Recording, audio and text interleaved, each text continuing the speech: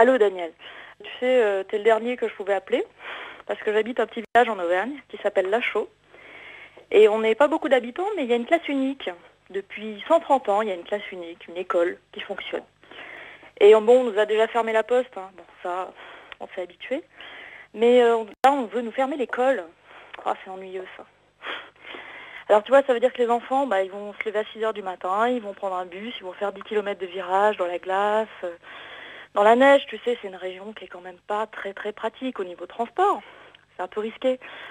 Donc là, on s'est organisé, hein. On occupe l'école, les mémés nous ont filé des draps, on fait des banderoles. Voilà, à l'Auvergne, il y a des belles vaches salers, elles ont un beau poil, c'est extraordinaire, hein. Mais bon, il y a des enfants aussi, quoi. Voilà, il y a des villages qui s'organisent, qui font ce qu'ils peuvent. C'est Cécile de Lachaud.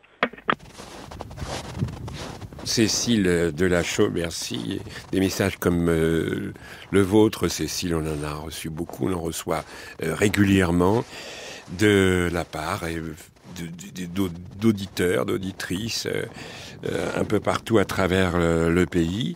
On a eu un message des enseignants et des parents d'élèves aussi de cette région du Jura, Le Muy, Dournon, Cernan. Le Muy, c'est 250 habitants, Dournon 110, Cernan 130. Voilà, vous avez compris, parce que ça arrive absolument partout. Alors évidemment, le gouvernement avance des arguments du type la crise. Alors la crise, ça sert absolument à tout. La démographie, l'efficacité, etc.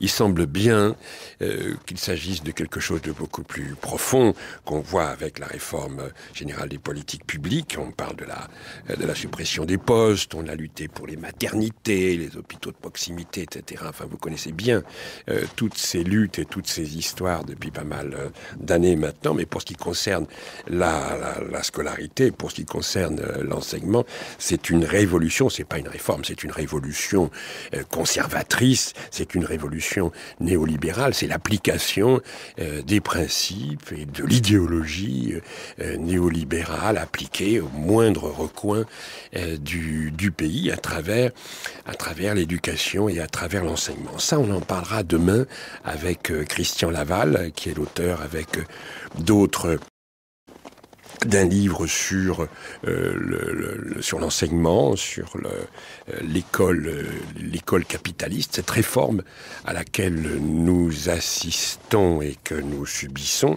et contre cette révolution, disons, contre quoi les enseignants luttent, des enseignants luttent, je dis pas tous bien évidemment, mais quand même la majorité, les parents, les élus, je l'ai dit en commençant, et puis les élèves aussi qui commencent à piger bien évidemment ce qui leur arrive.